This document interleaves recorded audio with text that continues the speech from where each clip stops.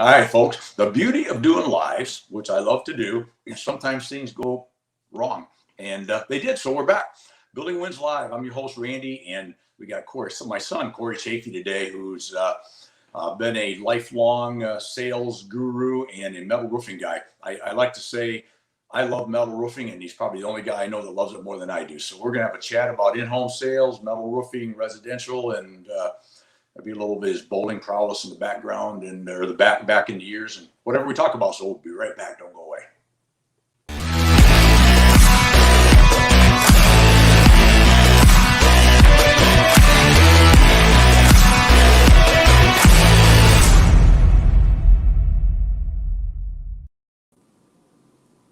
All right. Please tell me you can hear me this time. No, I'm kidding. I can hear you. I knew you'd do that. I knew you'd do that.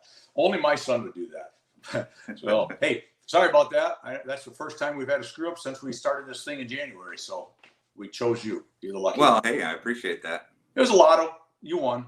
So, hey, perfect. So, hey, thanks for taking some time. I know you're jammed busy right now, and we'll probably get into that, in a little while when we chat. But thanks for being on.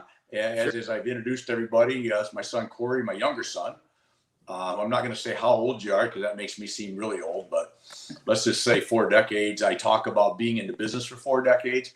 I started in the business when you were born. So I guess that told you everybody how old you are, right? That's right.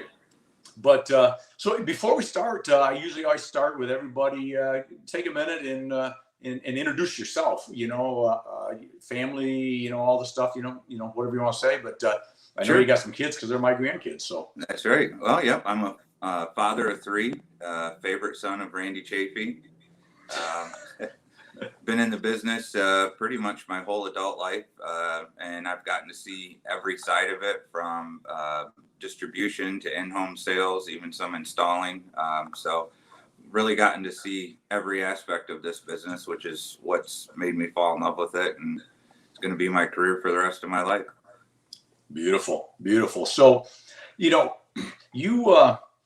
you're obviously very dedicated to the world of metal in general, roofing and period, but in the world of metal. I think a little of that dedication may have started on some of our midnight trips to see the bowling pro when you were a pretty big time bowler back in your youth. I think I remember the night that we left from Ann Arbor, Michigan, basically, and drove all the way to Mount Pleasant, which is not like just around the corner. Yeah. You go to the casino, I think, because was that not your first 300 game that night? Your first that was. Game? Yeah. Yep. I actually called you during practice and called my shot. He did. It was funny. You talk about confidence in that. He calls me. I'm home, and luckily only a few miles from the bowling alley, and he goes, "Dad, you need to come. I'm throwing it tonight."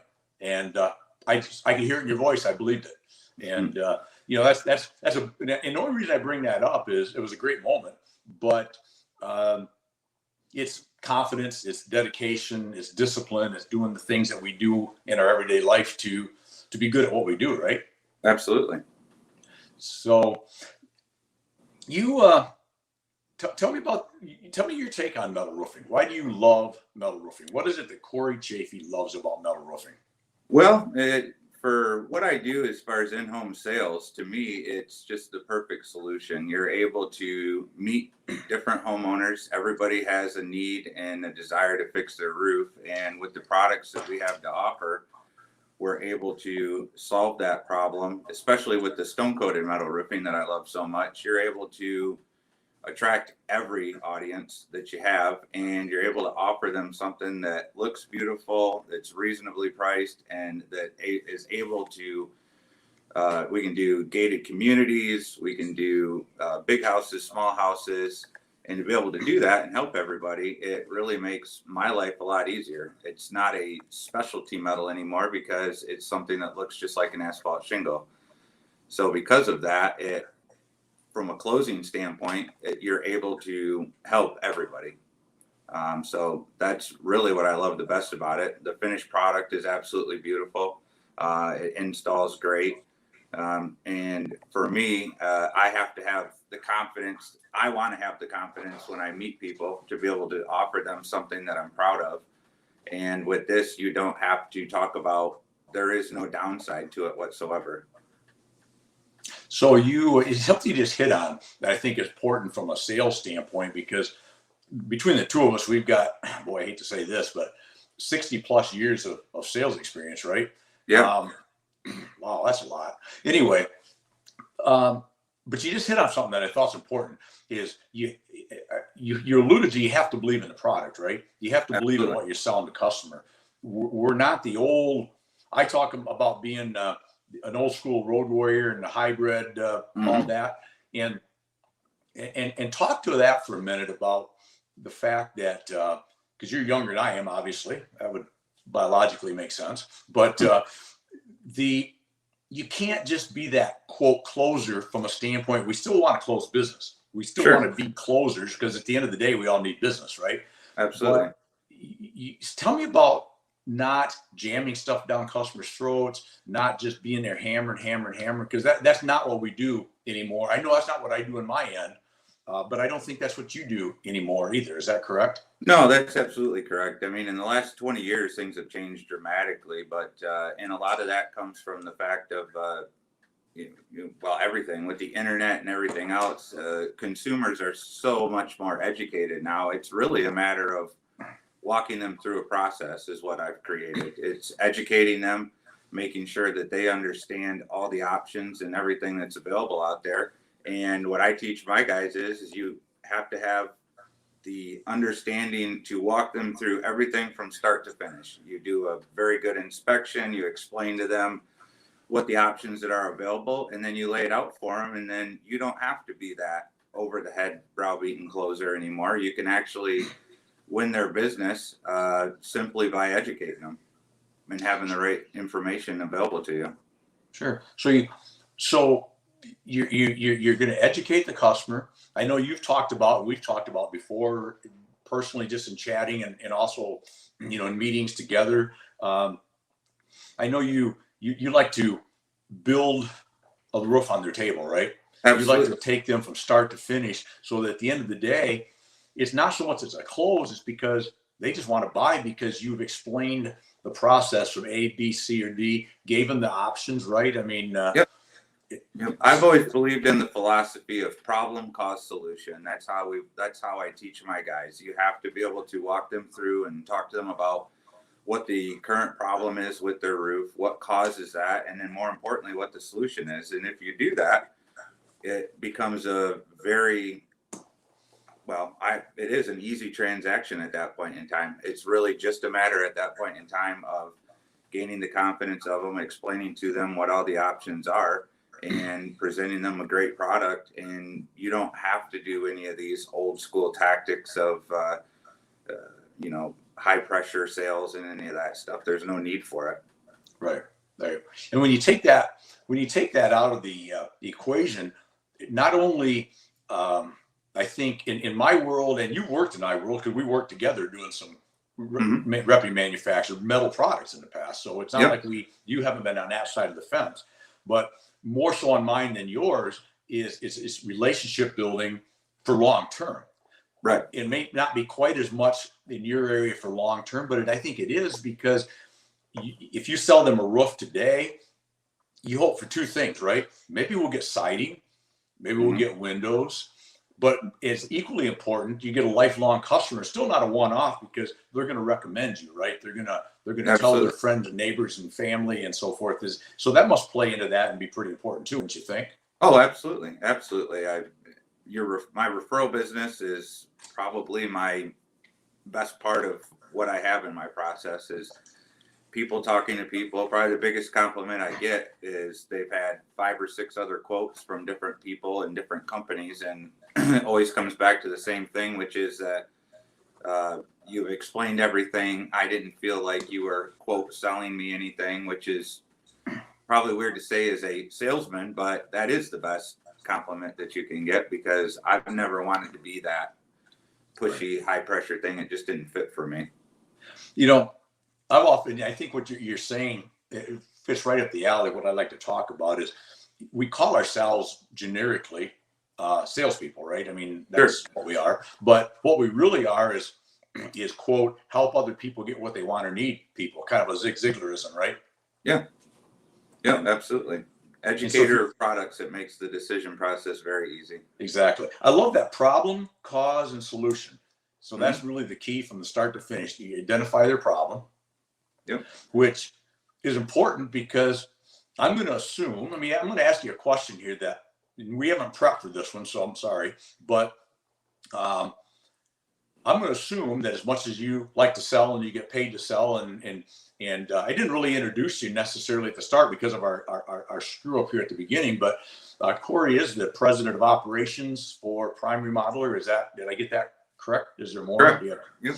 So you have overall charge of the sales end, the marketing end, through the install, basically everything that has to do with the roofing part of the business. Is that correct? That's correct. Yeah. And you're a Fort Wayne, Indiana-based company, servicing pretty much all of at least northern Indiana. Is that correct? Yeah. Basically 60-mile radius, roughly. Yeah. So I remiss because I was getting myself frustrated with technology, which I do. I have a love-hate relationship, as you well know. I love to hate it and hate to love it. Yeah. But I love the problem, cause, solution, because I'm going to guess, and this is where I was going with this, is if you, as much as you want to sell and build business for your company, I'm going to guess that if you walk to a homeowner and it's like, this is not the right product for you, ma'am or sir, you're not going to just try to ram a $40,000 sale down their throat just to make money for yourself and your company, right? You're coming to them from, you got to have a legitimate problem, or I'm not. Absolutely. Is that make sense? Is that correct? Yeah, that's absolutely correct. Yep. And that's probably not the case always with companies out there. And I think that's a place where you set yourself apart. And I think we need to set ourselves apart in everything we do is this may not be a fit for you and I as customer or sales guy, right? If it's not a fit for both, it's not a fit for either. Does that make sense? Absolutely does. Yep. And that's where you have to have the options for people. And if it doesn't, you can't, as a sales professional, can't go in with the mindset that it has to be this high-end roof. Your goal is to be there to help them and solve whatever problem they have. They might be selling their house in a year. They might be a retired couple that wasn't anticipating having to replace their roof and doesn't want and or need or possibly won't even benefit from having the high-end roof, which is why we have such a wide variety of options, from stone-coated metal roofing all the way down to a nice GAF shingle. Right. Because you have to have something available for everybody. Sure. So you handle, when it comes to metal, you start out, it's almost kind of, I'm thinking a good, better, best, right? In a sense, and maybe I'm mistaken, but I think I'm right. You got the more of a rib panel, then you got a standing seam panel, and then you got a stone coated roofing. So it really is a matter of, and now you and I've talked about this many times in the past, and correct me, make the statements. I love the statement you make, but choose carefully because it's the last roof you buy, right? Is that choose your color carefully? There it is. So the bottom line is, you will go into a nice asphalt shingle if that's the need that fits them. Obviously, you have that product available and do a great job at it. But if it gets, once you hit the metal range and they understand, I want metal, I understand the longevity of metal, it's really a matter of what look do you want, what price range can you afford, right? What fits your budget? I mean, what else goes into that decision once you start talking metal? If the customer understands metal. Well, so what I do is I take them through a whole process, which is at their table, I will lay out everything from every option that's available, from underlayment to the shingle to the metal, and from the basic all the way up to the high end. Because for me, I've always believed that you want to give them the education. You don't want to ever pretend. I'm never going to pretend. One thing I always tell my clients is that there's going to be people that's more expensive. There's going to be people that's less expensive than me. To pretend otherwise is very foolish in today's technological world. You're a couple clicks away from being able to see what's out there. So I let them go shopping, and then from there, I let them choose. I tell them about very basic underlayments, from felt paper all the way up to high-end synthetic underlayments, and tell them the goods, the differences in between them, and I let them make their own choice. Because when you do that, when I teach my sales guys, I explain it like this. If you do that, like I can't go on to Amazon, for example, and fill my cart up with stuff that I chose to put in the cart and then complain at the end when it's time to check out that it's too expensive. If you take the customer through that same experience, it's very unlikely that at the end, giving them everything that they chose with the information to back it up, the likelihood of them saying at the end that it's too expensive is not very likely.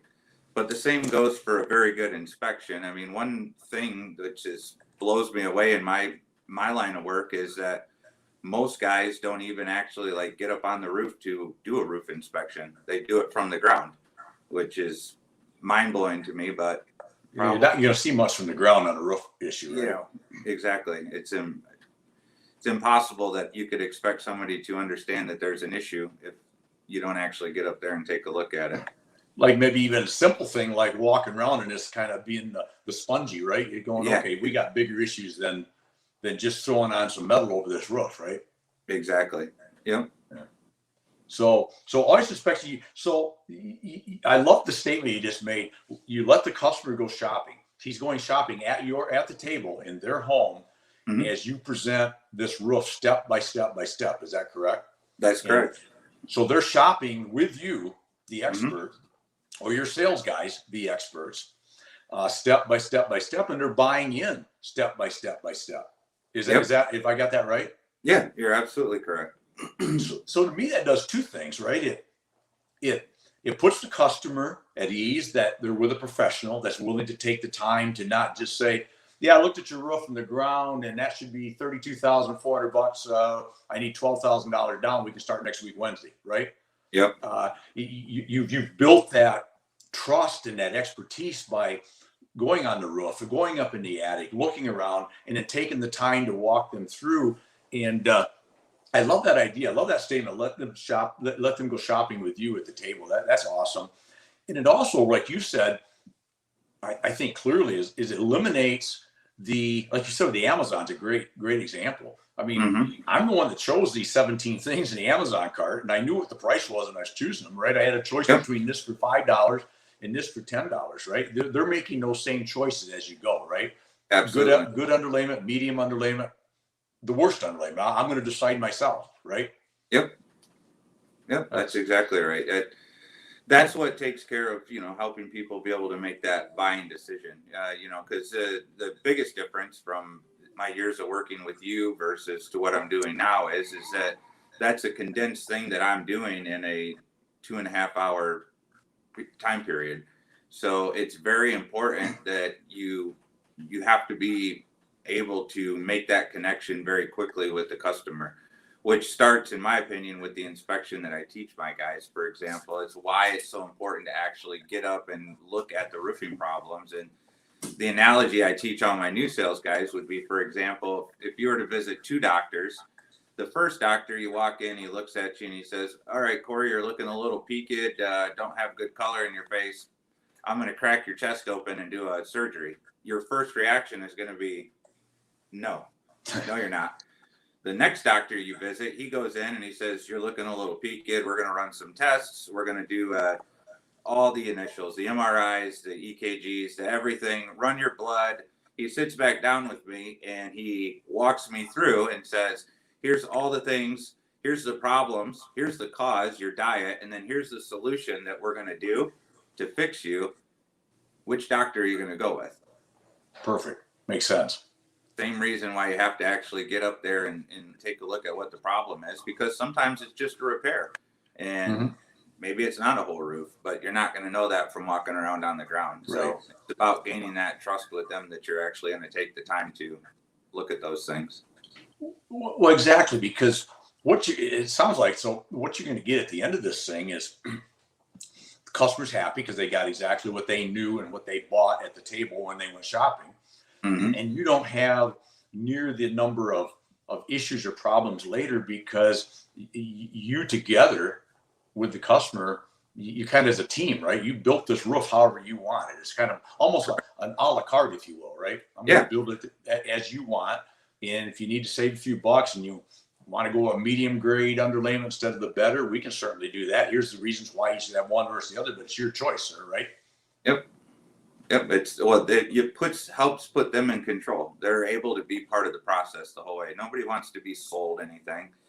They they want to buy something that they're proud of, but the only way they're going to know that is if you give them the education and the information behind it. So for me, that's how you eliminate selling somebody something, is you actually present them with all the information, because for me, an educated consumer is the very best consumer, which is why I don't hide anything from them. I let them know everything that's available, even if it's a cheaper option, because in the long run, if you do that and you do, well, I have countless customers that I started with them, and then I've sold their mama roof, then their next door neighbor roof, and then the person from work, and you start to build your own network that way from that. So yeah, and the only way that circles back to what we talked about a little earlier, the only way you get to that and get away from that one-off, because in any business, I guess a sale is better than no sale, I suppose, if it's a good sale.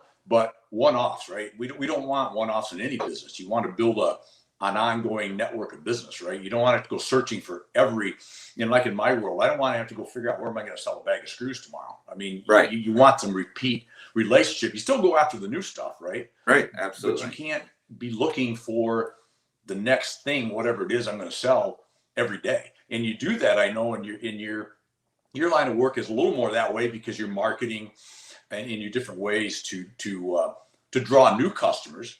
But if you had to do that every single day, as every morning you get up and you walk in the office, right, and you go, well, I hope we have a lead today, that would get pretty long, old, and tough real fast, right? Absolutely. Yep, it absolutely would. Yeah. So it's almost becomes or not almost, it becomes a kind of a self. I think I'm going to make up a word here, because you made up several of them that make sense. I got that one. A self lead generating system, I guess, right? It just perpetuates itself. Correct. Yep. We have self-generated sales all the time. I mean, you have to be actively looking at that. And then once guys have been in this business for some time, there's no reason at all that you should not have your own mini business inside of the business. And you should be having at least 4 or 5 appointments a week that were generated off of your previous efforts. Okay. And that's interesting, because it sounds like you're teaching, and what you're talking about with your guys is a mini business within a business. I like that. It falls in something I chat about a little bit now and then, which is while everybody in your case, your sales guys all work for you, they work for Prime Remodeler, right? But if it's I don't know, pick a name, Adam, it's still Adam Inc., right? I mean, at the end of the day, he has to start out with building that trust, not only for Prime Remodeler, but they have to trust him in the home, correct? Correct. Probably before anything else. Yeah, well, that's the first sale that gets made, is you better be able to present yourself in a manner that they're going to accept. Otherwise, you're not getting very far anyways. Nothing else matters, even whether they're looking for the best quality or the cheapest price, because that's the too far end of the spectrum, right? Yep. They don't care about either one if they just don't trust you. Correct. Yep. You can have the best products in the world, but if you got the wrong people presenting it, it's not going to matter. Right. Even the best product at the lowest price, which never happens, but even if you had that, they still probably going to pass, right? Because there's something about this. It's that gut thing. I'm hinky about you, right? I don't trust this. I'm sorry, absolutely. And I picked up a lot of that from just years, even riding around with you, visiting all your customers, or years ago when, I would see your excitement driving around to, I could always tell when we were getting ready to go visit, say, Country Metals, when Paul was still there. I watched how these guys became your friends. And, that though it's different spectrums of the business, a lot of those ideals carried over in how I created my own way of selling. So you've really, and this is interesting. And again, I don't want to go into things. I never want any guest to divulge secrets. So anytime you want to say, I'm not going to really touch that one, plead the fifth. But I talk a lot about, the hybrid way of selling, right? It's something Mhm. that's been really big to me the last year or so, is taking old world road warrior stuff and virtual and these kind of things, and combining them together to come up with a more hybrid approach. And it sounds like that's exactly what you've done, is taken the old, because I know you've wrote manuals before, all the different steps of 5 steps, 12 steps, 786 steps of how to walk people through. And so Right. that world, right? Hmm. But you've also hybrided that, because that was all about, and correct me if I'm wrong, but that was all about still what we went back to, which is selling somebody, is pounding them. I'm gonna, right? Correct. Yep. And so, Yeah. so tell me how that's hybrided for you.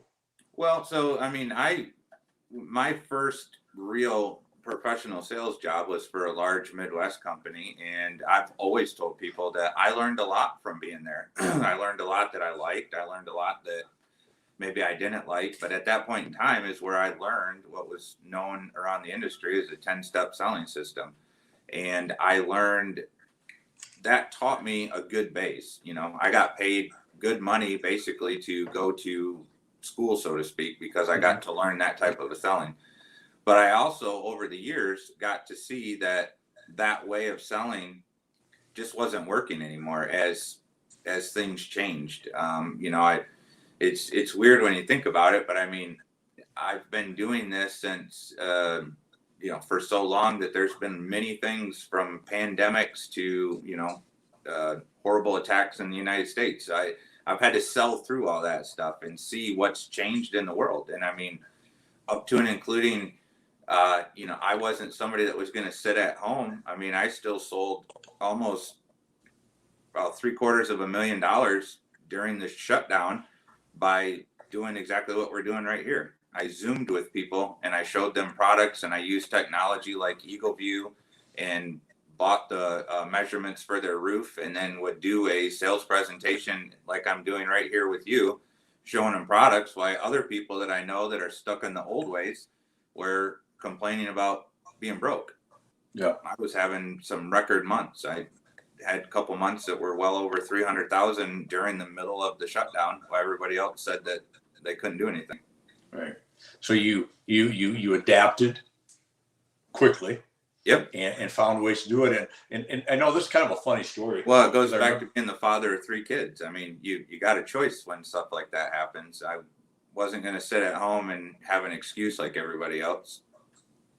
Yeah, exactly. Because excuses everybody has, right? Yeah. And we need to blow past those. So, but a funny story during that whole thing, as we worked through the pandemic thing. I remember a time or two you went to some in-home visits, and you literally set up lawn chairs out in the driveway, I think, and created a comfort level for the customer, right? Yep, still do actually. I just sold a roof yesterday, sitting in the lady's garage, and she sat in her porch because that's just what she was comfortable with. Sure, and so the key there is you didn't insist that it's going to be my way, Mrs. Customer. Correct. Because if you do that, it's going to be your way out the door, right? I mean, and that's not building relationships if you do that. Everybody has their comfort levels with different things, right?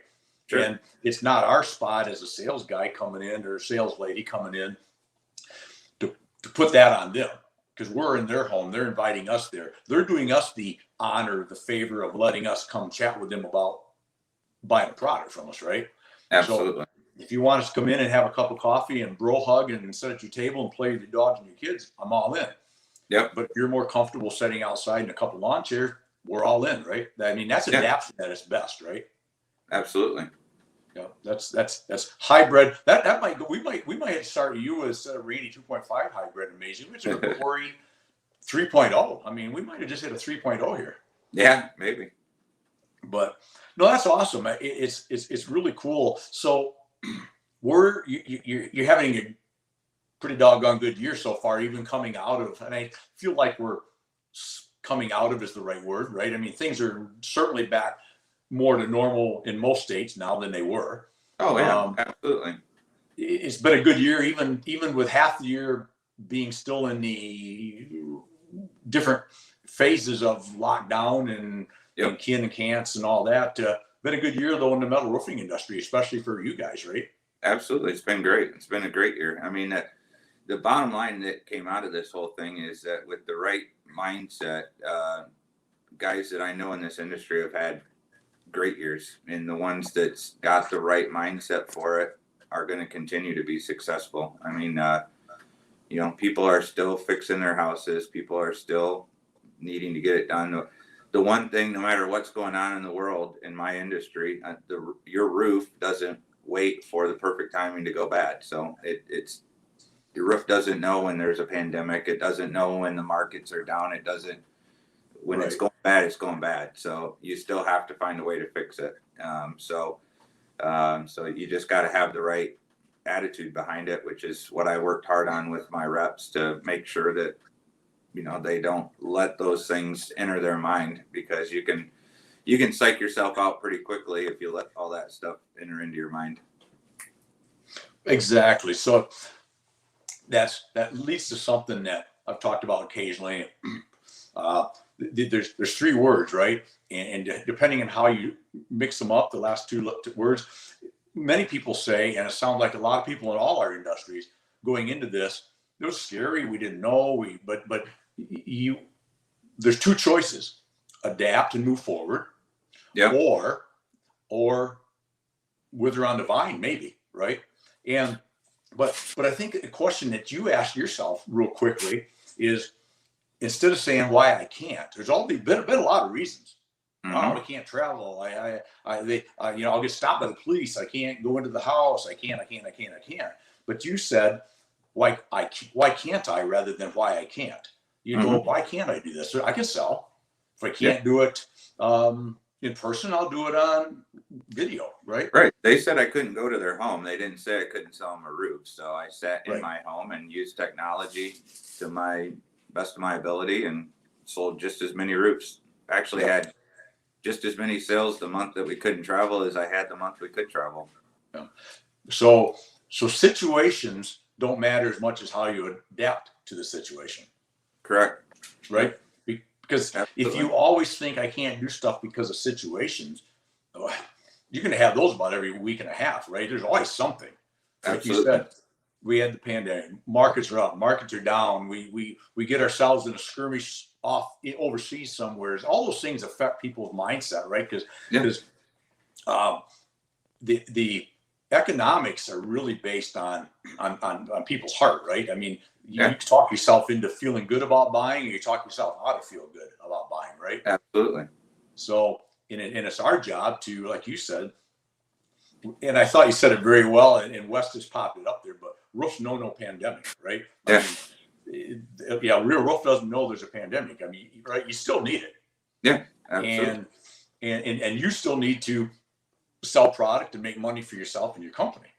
Yep. And well, that's awesome, and I love that whole adaptation thing, because you have been clearly an adapter in this industry for a long time, and found ways to, there's walls all the time, right? Absolutely. There's walls all there. I mean, it's almost, in a sense, sometimes your whole life can be surrounded by walls, and either you get locked inside of it, sit down and cry about it, or you punch through, dig under, climb over, or sometimes you'll take the blinders off and you look down and half a mile down, there's an opening in the wall, right? Yeah. Yeah. So kind of wrapping up a little bit here, but what would you rank, and maybe you can't do this, but rank product knowledge to the whole building relationships and how you're selling? How do you, because I know you teach your guys salesmanship, right? Because that's what we sell. Yeah. But in the things we've talked about versus the product knowledge, are they kind of a 50-50, or where do you see that? No, I would take somebody. I believe product knowledge is just so crucial anymore. I think that, like, I personally, when I hire guys, I don't hire people with a sales background. I don't. It's not something I look for in guys. We actually have a new guy that started only 2 months ago, and first month out of the gate, sold $250,000. And like he came from the cell phone industry, had nothing whatsoever. But we spent 2 weeks solid on making him the most educated possible when it came to roofing, so that when he went into the houses, he could talk to them and educate them. So I put a premium on product knowledge, and I think that it shows when you're talking with people and you're presenting your product and you have that enthusiasm about it, you're excited about it. You're not just, this is my shingle board and this is that, and but you're actually excited about what it is that you're offering. I'm not even sure I could put a number on the premium that I would put on that. Yeah. So that makes perfect sense, because people do, rolling way back to the start of our conversation, people really want to buy that expertise level, especially you're not talking a, $12 sandwich or a $14 sandwich. You Right. screw that up, who cares, kind of, right? You're talking a pretty hefty investment, maybe the biggest investment they're ever going to make on their house, right? Yeah. In most cases. In most cases, or one of their biggest investments. And so they want to feel a pretty good comfort level that, because the end of the day, like with everything in your business or mine, and we're in the same but not, but in any business, you can buy metal shingles, you can buy labor to put them on, you can buy underlayments from anybody. I mean, there's a million people that do what you do. Yeah. But what they're buying is that package of all the good and the right products, but with the expertise to get it done properly, and the knowledge that I feel like this guy or girl is going to direct me the right way. Yep. And if God forbid something goes haywire somehow, which it can and does and always will, is this guy somebody's going to answer his phone and come back and help me? Absolutely. So, well, that's awesome. Well, I know we're probably getting about where we should. People probably getting tired of listening to me. People probably listen to you all day. But what else? What did Wes, as you met pre-show, my director, producer, and also my brother in the world of Mega Minds, and plus a guy that's could be my bodyguard because he's way bigger than me. He has a thing called, I always get it wrong, but I think it's seldom asked questions. Should ask questions. See, I always get it wrong. He knew I was going to ask this. Frequently asked questions, we all know what they are. What have I missed today that Cory Chaffee would like to make sure people hear from you? Is there anything? I know that's an on-the-spot question, and maybe there's nothing you can. But no, I don't think anything that you asked. I think that most of the stuff we touched on. You had asked the question about where I would put the premium. People ask me that all the time to think about getting into the sales. They often always say something along the lines of, I don't see myself as a salesman, which is probably a good thing. You don't have to. It's really about making sure that you educate your customer and be free with the knowledge and the information that you have for it. Yep. And I had I've mentioned this a few times in different people I talked to, but I've had a couple people in the past ask me, because I've been doing this a long time, and it plays into what you just said. Is they said, when did you go from being pretty good at selling, or in selling, I hate that word, but helping other people get what they want or need, Mr. Ziegler, to pretty good at it, let's say. I think I do pretty well at it. And it's why I said it's when I stopped selling. Because I don't sell people at all, ever. And if I find myself going back to 25 years ago, I stop myself. Yeah. Right? Don't do that. You're not here to sell these people. You're here to help them. Because I've always found what we always thought of as a hard sell, that's always going to be a one-off. Yeah. There's no win-win there, because I won, you lost, because I jammed it down your throat and I got the order today. Yep. But the likelihood that I'm going to get the next one, or that it's going to be long-term, is diminished greatly, correct? Am I wrong? No, you're absolutely right. So, and that's an odd thing for people not in any sales, but you've got, like I said, we've got 60 years between us. Yeah. It's really an interesting scenario that quit selling and increase your business 10x, 20x. Yep. take care of the customer, do all the stuff we all know. Yeah. And I think that's where you said people that are not salesmen probably can be the best because you don't have to unlearn stuff, right? Right. Yep. And luckily you and I, for whatever reason, have figured out, or I guess we're just adapters. You know, we've been doing it a long time, so we probably both got some of that really old school way. But you know, you either, I've always been a believer in adaptation. You adapt or you lose, because what we're talking about today, everything that we use today, if we don't fine tune that next month, next year, as things change, right? It's the same way with products. It's the same way with what you do. So, well, great. Well, this went a quick 40 minutes after our 10 minutes of mess up that we had. But primeremodeler.com, Cory Chaffee, my favorite guest ever, and probably will. I know I'm going to have your big brother on sometime in December.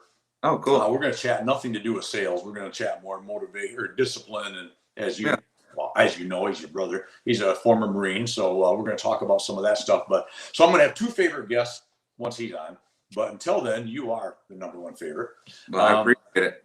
Well, you have to say that because you want me in the will, maybe, if I don't spend it all. Anyway, but I do appreciate you being on and spending the time today. It's a great chat. You know, I always learn, even though I've been doing it 20 years longer than you, I always learn a lot every time I talk to you. Yeah, because we come from the same industry, but different, right? At the same time.